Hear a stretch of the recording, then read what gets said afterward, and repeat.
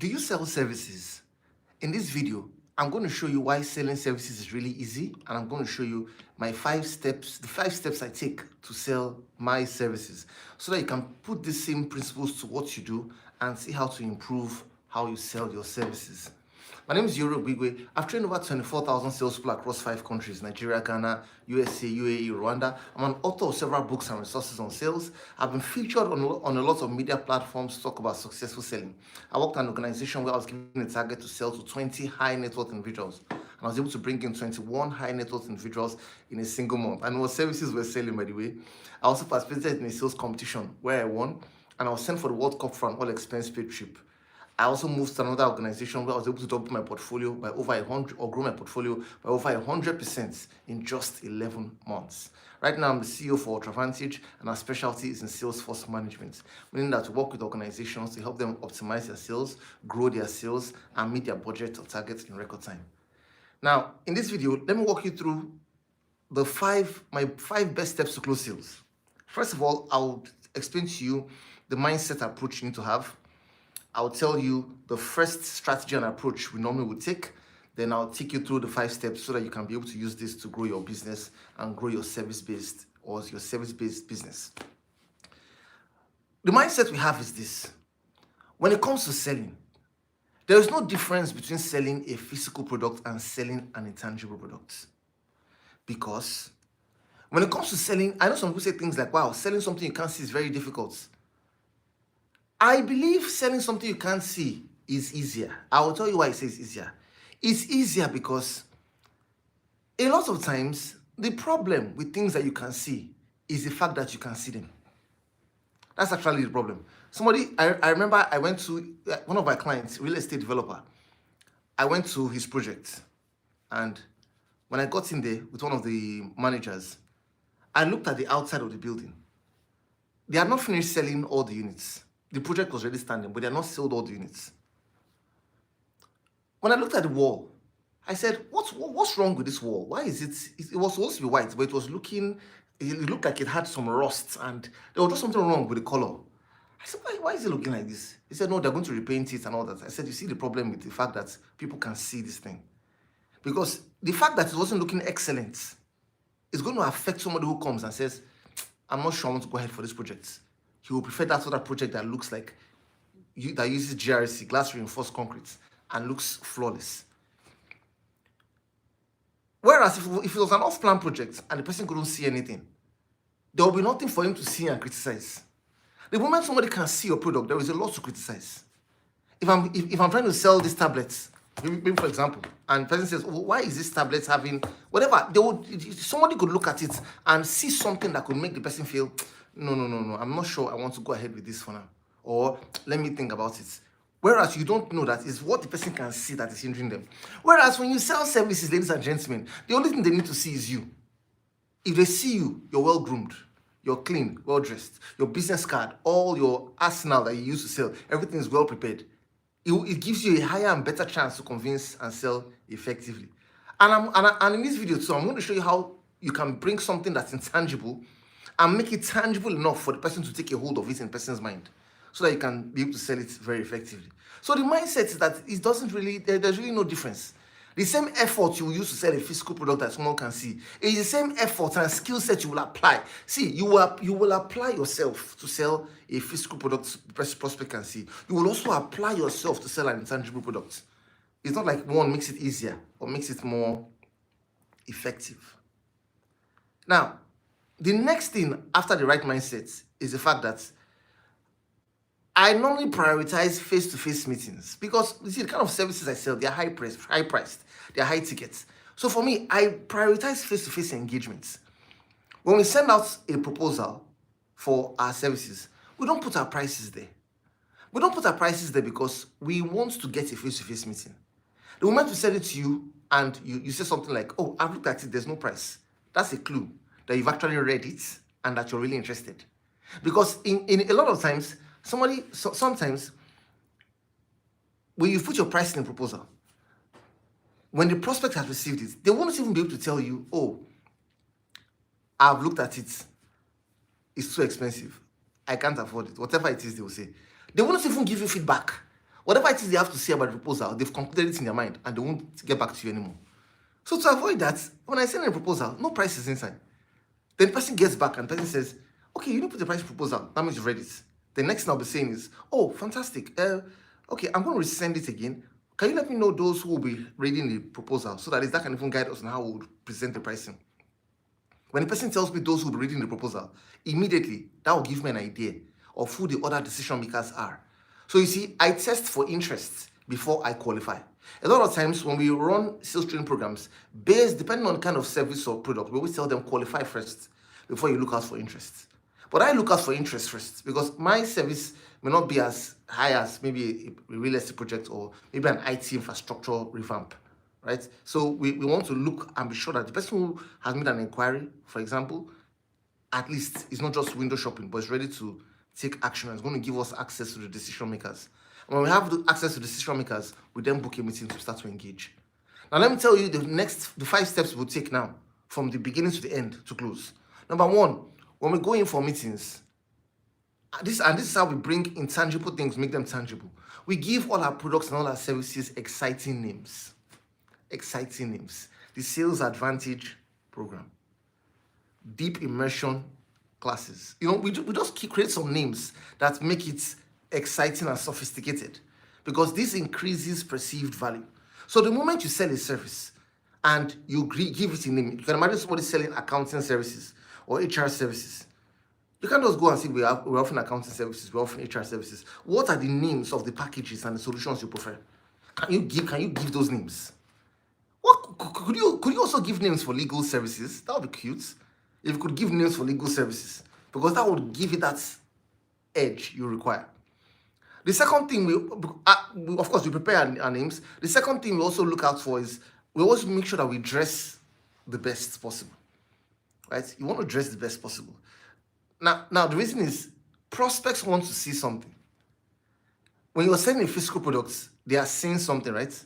When you're selling an intangible product like a service, they should see something as well. And what will they want to see? There are many things they can see. Number 1, they will see your appearance, how you look, how you appear, what you're wearing, how presented and how put together you are. Number 2, they will see your emotions. They will see your emotions. I was in a business meeting yesterday. The moment I opened my mouth, the marketing director says, this guy is a salesman. He's a salesman. The reason why he was saying that was because when I was speaking, I use my hands and I use my tone of voice. We're going to offer 4 sessions for your people. And in the first session, you see, I was using my hands and using my tone of voice to emphasize what I was saying. Now, tone of voice is very powerful because if you speak in a flat line, one of the signs of a flat line is death. A flat line means no strength, no inspiration, no persuasion, no power. But when you speak with a tone of voice, up and down, and you emphasize key areas, when you get to the peak, you emphasize. You get to the bottom, you de-emphasize. Just like you see that graph, right, in the hospital. When you do these things, it keeps the prospect's attention, it brings meaning better to the conversation, and it helps process the information you're passing across. A lot of times, people don't sell because the prospect was not even listening to them. Because a lot of prospects today, they are distracted more than ever before.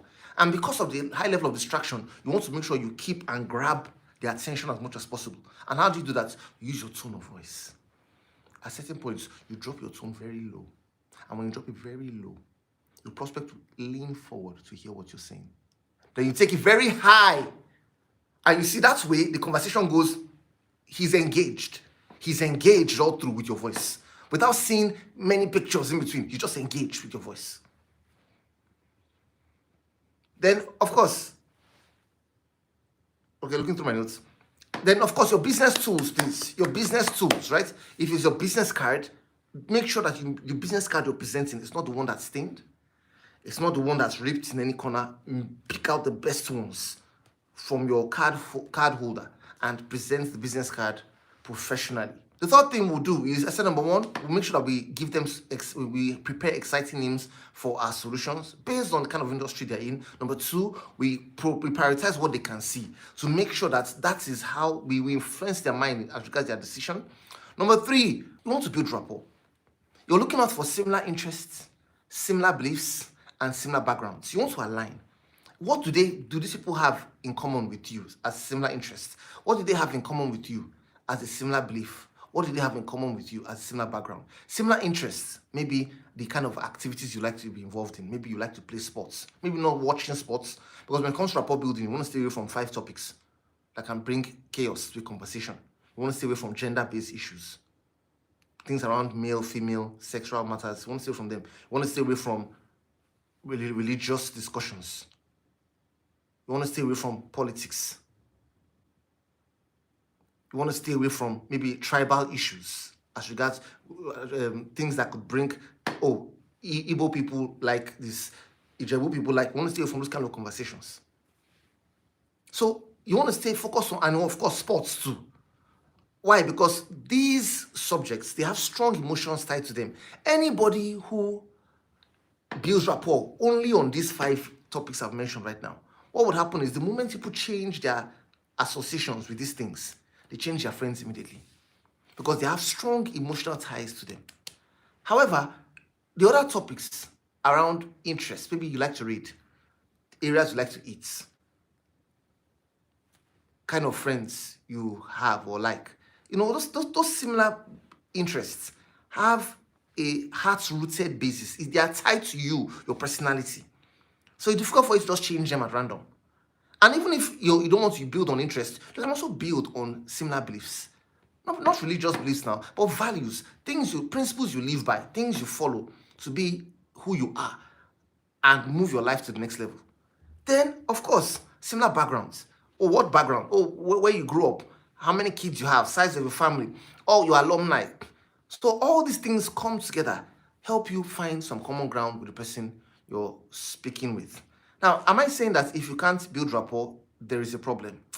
It's not like there's a problem. However, if for any reason you find out that there's a struggle to close, it could be because it's rapport. So as much as possible, find a way to become good at making sure that everybody you meet, you build rapport with them. And like I've said, the first thing, ask an open-ended question. Open-ended questions are questions that allow the person to explain and tell us about themselves. Oh, okay, Mr. Prospects, thank you for having us in this meeting today. I've looked through your website and I see that your business, you started in XYZ period.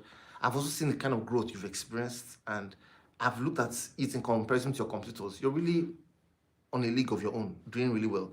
Can you just walk me through how this year has been? What are the things that have worked for you over time to bring you to this part of this kind of results you're producing right now? Just maybe 1 or 2 thoughts. I'd like to hear from you, sir. You see, what have I done? I've asked an open-ended question, but if you notice that I've rambled, I give a long question, and because of that, the prospect will be compelled to give me a long answer. In rapport building, or to ask open-ended questions aimed at rapport building, the longer the question, the longer the answer will be. And as the person starts to speak, you start to listen. And as you listen, you pay rapt attention, you lean forward, you nod, you make sounds so that you're paying attention. And while the person is talking, you don't interrupt. You take notes if possible. From time to time, you want to ask other questions to check, to find out, for example, while the person is speaking and makes a statement and says, oh, really? Okay, so you stay not far from here? Oh, wow. Which area is that? Oh, okay, I stay in that same area as well, for example. Oh, okay. So you have kids? Oh, of course I do. How many kids do you have, sir? Okay, I have three kids. Oh, wow, boys or girls?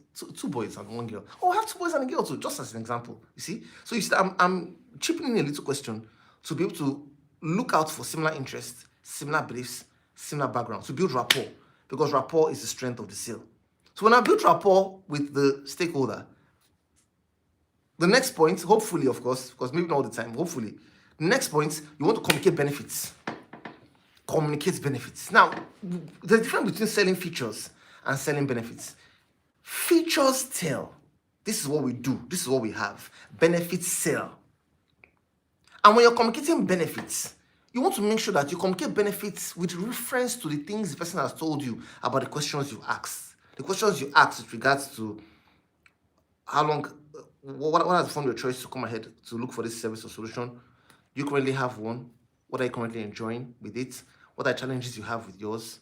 What are things you look out for to decide on a vendor or decide who you'll be picking for this particular service. Based on these responses you get, of course, that's why when you listen, you want to take notes, right? Based on these responses, and I hope you ask for permission to ask questions, just so you know.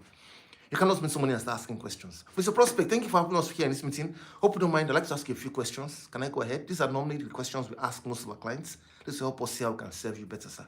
Can I go ahead, sir? Okay, yes, go ahead. Then you can now ask your questions. That's where he's calm and he can listen to you to give you his attention. So when you're communicating benefits, make reference to it so that you don't communicate what you want to do, but you communicate the solution you want him to have based on the kind of problems he or she mentioned to you. There's a popular saying that nobody buys drills. What they buy are the holes in the wall. That's what they want. They want the hole. It's not the drill they want. The drill is just a path to get to the hole. So whatever service you're rendering, the solution you're preferring is like the drill. The outcome of what they really want is what you'd have asked and would have told you, which is the hole in the wall. So you want to make sure that you don't just provide outcomes, but you tie the outcome of your solution to what it is that they told you when you asked your questions. So you see why we never can sell until we ask questions. If we do that, we'll just be marketing, which is we'll just be creating awareness. But selling and marketing are not the same thing. Marketing just creates awareness. Selling is about making sure that you tie the solution to the need and desire of the prospect you're trying to sell to. And in order to make this very effective, we create scenarios. We say things like, so imagine what it would look like if in 2 months' time, everybody has met their budget. Sir, imagine what it would look like if the next time the auditors come to look at your books are totally balanced. You don't have any issues with people asking for tax land certificates. You don't have any people asking you for your tax documents. Everybody says, once you need to do an audit, everything is already set. Just imagine what that would look like. So you see, use your imagination to create scenarios in the person's mind to help them make a decision. So focus on the desired outcome. And while you're focused on the desired outcome, don't forget to use your vocabulary. When I say use your vocabulary, in every industry, especially service-based industries, there are vocabularies that make you stand out. For example, an accountant, there are things an accountant will say that only accountants know. Lawyers, there are things lawyers will say that only lawyers know. Consultants, there are things consultants will say that only consultants know. Those particular terms, don't forget to use them when you communicate. So when he says, but Iyore, if I use those terms, will the person understand me? Yes, they will understand the total outcome of the message. Have you read a book before? And while you're reading the book, there were a lot of big grammars or big words. You didn't know the meanings, but you still read through. But when you got to the end of that paragraph, end of that chapter, most times you still understood what the overall message of that chapter was. When you were more eager, you would actually go to get a dictionary and search. And that's the same thing that happens when you engage prospects using vocabulary. They get the total overview of the message at the end of the day. Okay? However, if for any reason, just like how you take that book and pick a word and check in dictionary, they could stop you and say, sorry, what does that mean? Then you explain. Now, anybody who stops you to explain, your credibility also increases. You see, because people do business with you, they know you, they like you, and they trust you. So your credibility increases. Why? Because we respect people who teach us. So the moment I'm now breaking it down for you, automatically you see me as a teacher, and your respect for me goes up. The same way when you drop a book with a lot of big words, right? When you're done, you're like, man, this author is really something else. That's just the same way when you're done having that kind of conversation, the prospect feels, wow, this person really knows what you're doing. Just because you used your vocabulary to communicate. Then also, when you're communicating benefits and you're saying just imagine, and you're done creating a scenario, remember to also say something about those who you've done it for. Something like, and that's what we did for list some of your clients. You may not want to mention their names if you deal with individuals, but you can describe them. That's what we did for one of our clients who stays somewhere at Lekki Phase 1. Just mention maybe the streets. And we did that for somebody who says Yaba, Sabu Yaba. It was a man, he's into this kind of business. He's a family of 3. We also did it for a lady who just came to the country. She's the governor's wife. Use those, don't mention names, but describe other things about them so that they know that this thing you're showing them is not only, you're not the first, you've done it for other people as well. Then the final part, hey, this is where you change the game. You share testimonials. You share stories. Oh, I love it. You share stories. Stories of before and after. Sir, let me tell you a story of one of our clients who, this was where he was, and this was what was going through in his business. When he reached out to us, this is what we did for them. Do you know that within 3 months, this is exactly what happened? Just a minute, sir. Do you know that somebody else too, this was the situation? You give 3 stories like that. Your stories of testimonials should have before and afters. And as much as possible, try to share the same testimonials with everybody. It's fine. Don't try to always be thinking and trying to produce testimonials. No. Have the same set of testimonials. From time to time, if you've had another major success story and you just want to replace it with one of the testimonials you have, fine. You can do that. But don't let your testimonials be less than 3. 3 testimonials are key because that helps move the prospects from just being interested to being committed enough to make a decision to do business with you. Because social proof means testimonials. Testimonials is social proof, and social proof means, oh, people are already doing this. I don't want to be left out. Bandwagon effect. I think I need to do this as well. And of course, as time goes on, imagine if you have testimonials for every industry. You have testimonials in the oil and gas space. So when you're engaging oil and gas people, you know how to engage them. You have testimonials for the financial sector. You have testimonials for, over time as you grow, you'll find out that you'll start to have testimonials for each industry. And you'll make your pitch and your sales a lot more effective. Ladies and gentlemen, this is how I sell services. And these are my 5 best steps to close. I'd like to thank you for watching today's video. I look forward to seeing you again in the next video. Please, if you haven't liked any of the videos, please like. Please comment, tell me which of the points you like the most. I'd love to hear from you. And if you haven't shared this video with someone, if you know somebody who sells services, please share this video with them. It will be of great help to them. I have another lovely video for you right here. Please click to watch, and I look forward to seeing you in the next video. Talk to you soon.